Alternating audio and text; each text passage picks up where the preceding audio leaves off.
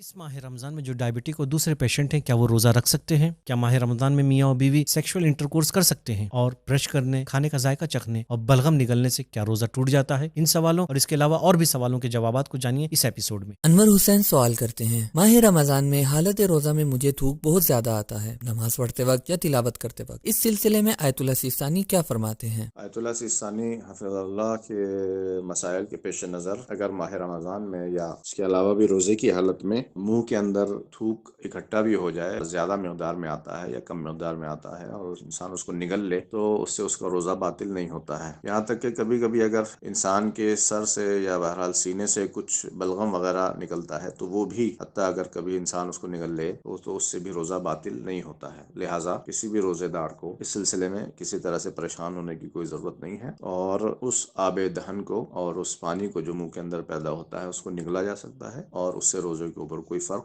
نہیں پڑے گا۔ اسی طرح سے رہبر معظم آیت اللہ خامنہئی فرماتے ہیں کہ اگر بلغم سیدھے حلق میں چلا جائے تو اس سے روزہ باطل نہیں ہوتا ہے، لیکن اگر بلغم منہ کی فضا میں آ جاتا ہے یا منہ میں آ جاتا ہے تو پھر احتیاط واجب یہ ہے کہ آپ اسے تھوک دیں۔ احتیاط واجب کا مطلب یہ ہوتا ہے کہ آپ اس مسئلے میں دوسرے مراجع کے فتووں کی جانب بھی رجوع کر سکتے ہیں۔ سیدہ سبیکہ رضوی کمنٹ کرتی ہیں، سلام، میرے کچھ سوال ہیں۔ کیا ماہ رمضان میں آنکھوں میں آئی ڈراپ ڈال سکتے ہیں؟ کیا روزے کی حالت میں برش کر سکتے ہیں؟ روزہ کن چیزوں سے ٹوٹ جاتا ہے؟ آنکھوں میں کسی بھی طرح کی دوا ڈالنے سے، آئی ڈراپ وغیرہ جو استعمال کرتے ہیں، اس سے روزہ باطل نہیں ہوتا ہے، یعنی روزے کی حالت میں بھی آنکھوں میں دوا ڈالی جا سکتی ہے۔ دوسرا سوال ہے، کیا برش یا مسواک وغیرہ کرنے سے روزہ باطل ہوتا ہے؟ نہیں، اگر ہم برش کر رہے ہیں، مسواک کر رہے ہیں، دانتوں کو صاف کر رہے ہیں، اس سے روزہ باطل نہیں ہوتا ہے۔ روزہ باطل ہوتا ہے حلق کے اندر کوئی چیز جا رہی ہو، اگر مسواک کرنے میں یا برش کرنے میں پیسٹ گلے کے اندر جا رہا ہو، یعنی اگر ہم ٹوتھ پیسٹ کر رہے ہیں اور وہ حلق کے اندر چلا جائے تب روزہ باطل ہوتا ہے، لیکن اگر خالی منہ میں رہے تو اس سے روزہ باطل نہیں ہوتا ہے۔ ہم نے برش کیا اور تھوک دیا تو اس میں کوئی حرج نہیں ہے، اور روزے کی حالت میں بھی برش بھی کیا جا سکتا ہے۔ اس طرح کی دوسری چیزیں دانتوں کو صاف کرنے کے لیے یا منہ کو صاف رکھنے کے لیے انجام دی جا سکتی، اس میں کوئی حرج نہیں ہے۔ کھانے پینے کی چیزیں اسی وقت روزے کو باطل کرتی ہیں جب وہ ہمارے حلق سے نیچے اتر جائیں، لہٰذا اگر کوئی کھانا بناتے وقت اسے چکھ رہا ہے اور وہ حلق کے اندر بھی نہیں جاتا ہے اور وہ اس سے تھوک دے رہا ہے تو پھر اس سے بھی روزہ باطل نہیں ہوتا ہے۔ روزہ کن چیزوں سے باطل ہوتا ہے، اس سلسلے میں آپ ہماری اس کلپ کو دیکھ سکتے ہیں جس کی لنک ڈسکرپشن میں موجود ہے۔ If a person is suffering with illness of prostate glands enlargement causing this having tricking of urine, how he or she offer namaz and perform روزہ؟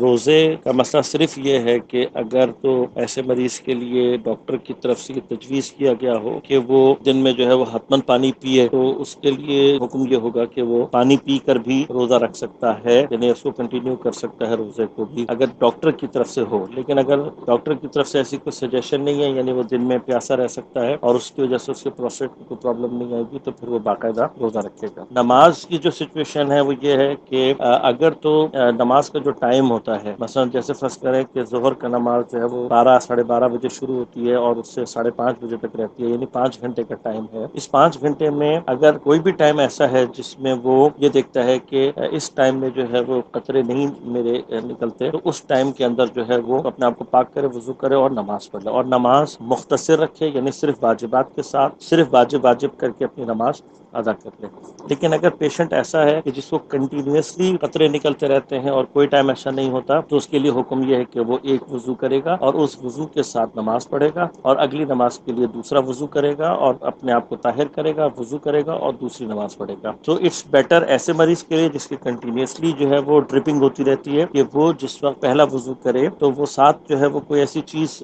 کوئی تھیلیا یا کوئی ایسی چیز باندھ لے، اس میں روئی رکھے کہ جس سے یہ پیشاب اور اس کی جو نجاست ہے وہ اس کے باقی باڈی میں اور لباس پہ نہ پھیلے۔ پہلی نماز پڑھے، فوراً ہی اس نماز کے بعد جو ہے وہ دوبارہ طہارت کرے، وضو کرے اور اسی طریقے سے دوسری نماز پڑھے۔ قدسی زہرا کمنٹ کرتی ہیں، میری مدر کو شوگر اور بلڈ پریشر کا پرابلم ہے، اس رمضان مبارک میں روزہ رکھنا ان کے لیے کیسا ہے؟ روزہ رکھنا ہر مسلمان پر واجب ہے۔ ہر انسان اپنی حالت کو بہتر جانتا ہے۔ شوگر یا بی پی کی وجہ سے اگر انسان یقین رکھتا ہے کہ اس کو مشکل پیش آئے گی، پریشانی ہوگی، تو بہرحال ایسے انسان کو روزہ نہیں رکھنا چاہیے۔ لیکن جتنے بھی شوگر کے مریض ہیں، شوگر پیشنٹ ہیں، ڈائبٹک ہیں، وہ کسی ایک حکم کے تحت نہیں آتے کہ سب سے روزہ ختم ہو گیا یا سب پر روزہ واجب ہے، ایسا نہیں ہے. الگ الگ کنڈیشن ہے، الگ الگ سچویشن ہے، لہذا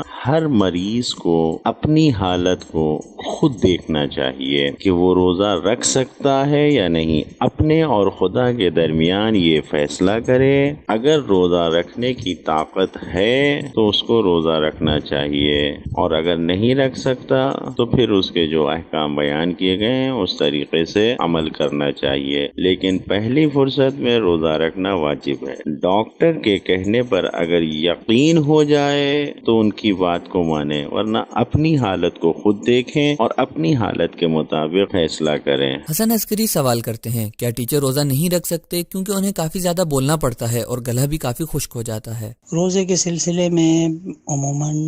سارے مراجع کرام کا فتویٰ یہی ہے، ہر وہ بیماری یا ہر وہ چیز کے جو انسان کے لیے ضرر کا سبب ہو، بالخصوص ایسا ضرر کے جو تحمل نہ ہو رہا ہو شرعی اعتبار سے، اس میں انسان روزہ نہ رکھے اور اسے روزہ نہیں رکھنا ہے. لیکن یہ ٹیچر حضرات یا مزدور وغیرہ جو کہتے ہیں کہ ہمیں بولنا ہی ہے اور گلا خشک ہو جاتا ہے، اور یہ تحمل میں ہے، ایسا نہیں ہے کہ انسان تحمل نہ کر سکتا ہو. لہٰذا ایسے لوگوں پر سے روزہ ساقط نہیں ہے، انہیں روزہ رکھنا ہی ہوگا. دوستوں، ہر انسان اپنے نفس کے حال کو بہتر جانتا ہے، جیسے کہ قرآن مجید میں ارشاد ہوتا ہے بل الانسان علی نفسہ بصیرہ، یعنی انسان اپنے نفس کے حال کو بہتر جانتا ہے. لہٰذا اگر کسی کو یہ لگتا ہے کہ روزہ اس کے لیے نقصان کا سبب ہے تو پھر وہ روزے کو چھوڑ سکتا ہے. البتہ اس بات کی جانب توجہ رہے کہ روزہ نبی کریم صلی اللہ علیہ وآلہ وسلم ارشاد فرماتے ہیں لو یعلم العبد ما فی رمضان لودوا ان یکون رمضان السنہ، یعنی اگر انسان یہ جان جائے کہ رمضان میں کتنی خیر و برکت اس کے لیے موجود ہیں تو پھر وہ تمنا کرتا کہ کاش پورے سال ماہ رمضان ہوا کرتا. سلام. We have a question that I am outside of my hometown,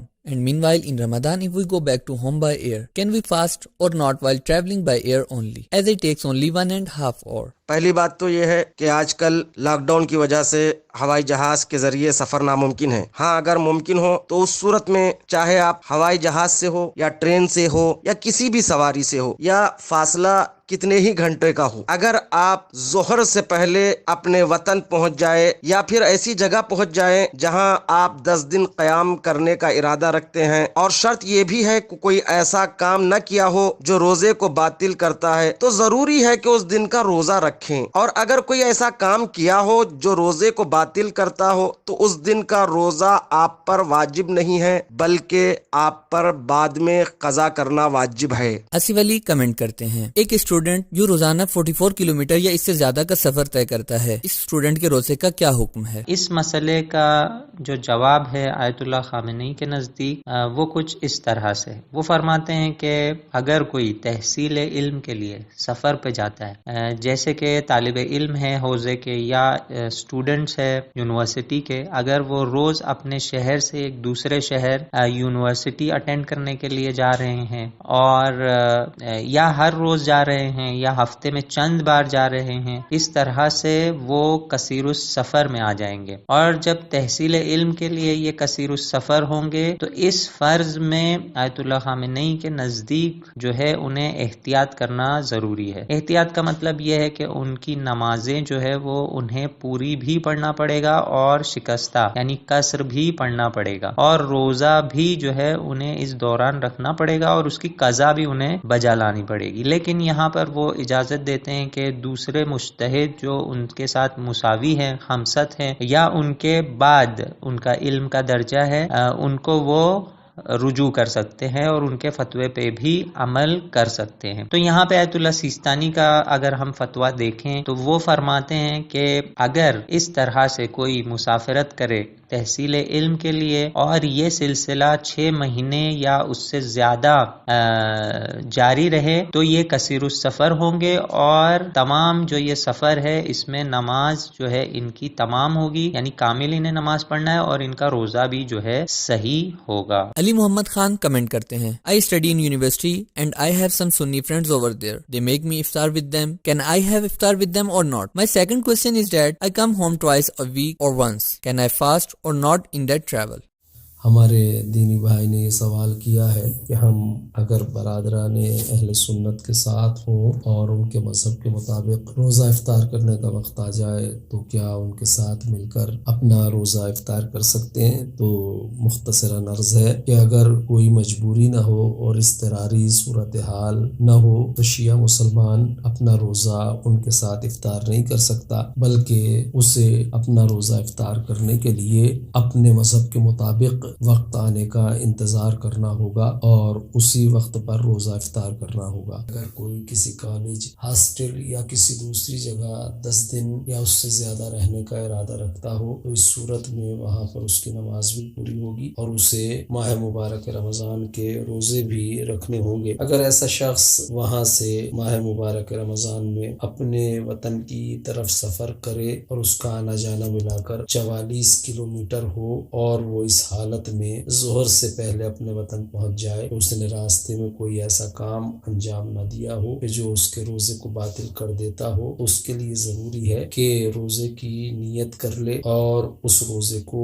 پورا کرے۔ اس صورت میں اس کا روزہ صحیح ہوگا اور اسے اس روزے کی بعد میں قضا نہیں کرنی ہوگی۔ لیکن اگر راستے میں اس نے کوئی ایسا کام کر لیا ہو کہ جو روزے کو باطل کر دیتا ہو تو اس دن کا روزہ اس پر واجب نہیں ہے، صرف اسے بعد میں اس کی قضا کرنی ہوگی۔ دوسری صورت یہ ہے کہ اگر یہ شخص ظہر یعنی زوال کے بعد اپنے وطن پہنچتا ہے تو اس دن کا روزہ باطل ہو جائے گا اور بعد میں اس کی قضا واجب ہوگی، البتہ کفارہ اس پہ واجب نہیں ہوگا۔ دوستوں، ماہ رمضان میں سفر کے حوالے سے ہمیں اس بات کی جانب توجہ رکھنا چاہیے کہ اگر آپ زوال کے بعد سفر پہ نکل رہے ہیں تو اس دن کا آپ کو پورا روزہ رکھنا ہوگا، لیکن اگر آپ زوال سے پہلے سفر پہ نکل رہے ہیں اور زوال ہونے سے پہلے ہی آپ حد ترخص کو پار کر لیتے ہیں تو پھر آپ اس صورت میں کھا پی سکتے ہیں۔ لیکن اگر آپ زوال سے پہلے گھر سے نکل رہے ہیں اور زوال ہونے تک آپ حد ترخص کو پار نہیں کر پاتے ہیں تو اس دن بھی آپ کو پورا روزہ رکھنا ہوگا۔ اس سلسلے میں آپ ہماری کلپ مسافر کے احکام کو ضرور دیکھیں، امید کرتے ہیں کہ آپ کے لیے مفید ہوگی۔ کامران مہدی کمنٹ کرتے ہیں، سلام علیکم، اگر کسی کو نہ پتا ہو اور وہ روزے سے بھی ہو اور وہ ناپاک بھی ہو جائے، مثلا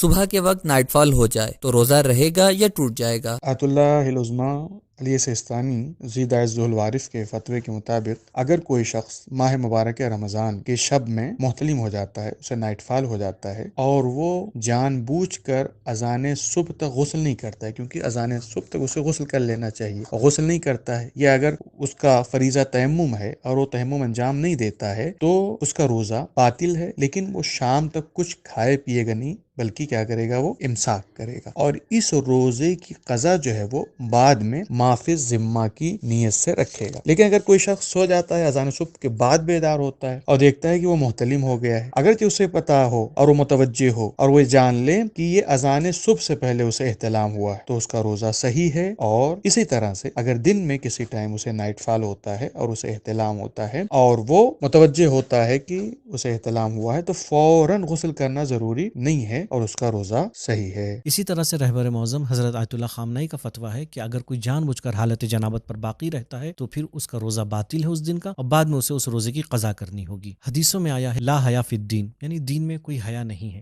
لہٰذا اگر آپ شرما حضوری میں یا لوگ کیا کہیں گے اس وجہ سے آپ اگر نہیں نہا پا رہے ہیں اور حالت جنابت پہ باقی رہ رہے ہیں تو ظاہر سی بات ہے کہ قیامت کے دن خدا کے نزدیک یہ عذر قابل قبول نہیں ہوگا۔ ماجد عابدی سوال کرتے ہیں، کیا روزے میں تیل یا مہندی لگا سکتے ہیں؟ روزے کی حالت میں مہندی بھی لگا سکتے ہیں اور سر میں تیل بھی لگا سکتے ہیں، اس سے روزہ باطل نہیں ہوتا ہے۔ بعض فقہا نے مکروہ قرار دیا ہے کہ تیل کو کان میں ڈالا جائے، اس کے علاوہ سر میں لگا سکتے ہیں اور مہندی بھی لگا سکتے ہیں، اس سے روزہ باطل نہیں ہوتا، نہ یہ مکروہات میں سے ہے۔ کیا روزے کی حالت میں پرفیوم یا عطر لگا سکتے ہیں؟ جی، اس کا جواب بالکل واضح ہے کہ ہمارے اکثر مراجع اعظام آیت اللہ سیستانی، آیت اللہ خامنئی مقام معظم رہبری اور باقی مراجع کی سبوں کا یہی فتویٰ ہے کہ کوئی اشکال نہیں ہے کہ آپ عطر لگا سکتے ہیں۔ ہاں، وہاں پہ کچھ ایسے گیا ہے جیسے پھول ہیں، اس سے سونکھنا، اس سے بو کرنا مکروہ میں شمار کیا جاتا ہے، لیکن عطر میں کوئی مشکل نہیں ہے، حتیٰ کہ بعض مراجع جیسے آیت اللہ خامنئی فرماتے ہیں کہ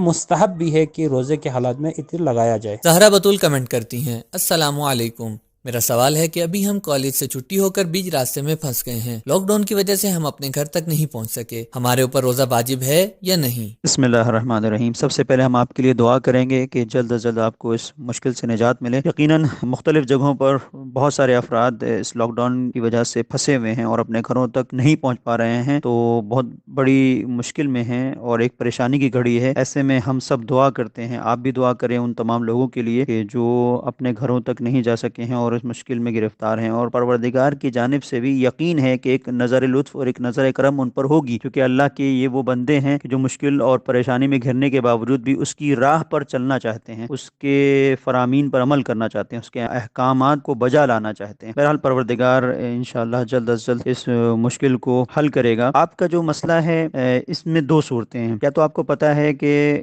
10 دن کے اندر اندر یہ سب کچھ ختم ہو جائے گا۔ اگر 10 دن کے اندر سب کچھ ختم ہو جائے گا یہ آپ کو معلوم ہے، تو ایسی صورت میں ماہ مبارک رمضان آ جاتا ہے تو آپ کے اوپر روزہ نہیں ہے۔ اور اگر آپ کو یہ معلوم ہے کہ 10 دن سے زیادہ یہ چلے گا تو ایسی صورت میں آپ کو روزہ رکھنا ہوگا، لیکن یہاں پر ایک جو منزل ہے وہ یہ ہے کہ آپ کے قصد کے اوپر بھی ڈیپینڈ کرتا ہے کہ آپ کو قصد کرنا ہوگا کہ مجھے یہاں پر 10 دن رہنا ہے۔ اچھا، ایک چیز یہاں پر اور ہوتی ہے، اگر کسی بھی ایسی جگہ پر آپ پھنس جاتے ہیں کہ جہاں پر آپ کو کچھ پتہ نہیں ہے کہ کتنے دن ہیں، 5 دن ہیں، 6 دن ہیں، 10 دن ہیں، کتنے ہیں، تو یہ جو بیچ کی کیفیت ہے، جو ڈاؤٹ فلی معاملہ ہے کہ جہاں پر کچھ پتہ نہیں اور شک والی صورتحال ہے، تو 30 دن تک آپ کی جس طریقے سے نماز ہے وہ نماز قصر رہے گی، اور اسی طریقے سے روزے کا بھی حکم ہے کہ 30 دن تک آپ مسافر شمار کیے جائیں گے اگر آپ کا قصد نہیں ہے اور آپ کو یہ بھی نہیں پتا ہے کہ کیا ہوگا۔ 30 دن کے بعد جو آنے والا دن ہے اس میں آپ کو نماز پوری پڑھنا ہوگی، اور یہی حکم روزے کا ہوگا کہ روزہ رکھنا ہوگا۔ تو یہ ایک صورتحال ہے۔ مختصر طور پر ہم یہ کہہ سکتے ہیں کہ اگر آپ کو نہیں پتا ہے کہ کیا ہونے والا ہے اور 10 دن کے اندر کا یہ احتمال ہے کہ 10 دن کے اندر معاملات نپٹ جائیں گے، تو آپ کے اوپر روزہ نہیں ہے، لیکن آپ کو یہ پتا ہے اگر، اور آپ نے قصد بھی کر لیا ہے کہ نہیں معاملہ 10 دن سے زیادہ کھچے گا، تو آپ کو روزہ رکھنا ہے۔ توصیف عابدی کمنٹ کرتے ہیں، السلام علیکم، میرے کچھ سوال ہیں۔ ماہ رمضان میں ہسبینڈ وائف افطار کے بعد نزدیکی کر سکتے ہیں اور روزے کی حالت میں ایک دوسرے کو چھو سکتے ہیں، اس کے کیا احکام ہیں؟ ماہ رمضان المبارک میں جو روزے کے احکام بیان کیے جاتے ہیں، خصوصی طور پر روزے کو توڑنے والی چیزوں کا ذکر کیا جاتا ہے، وہ صبح کی اذان سے لے کر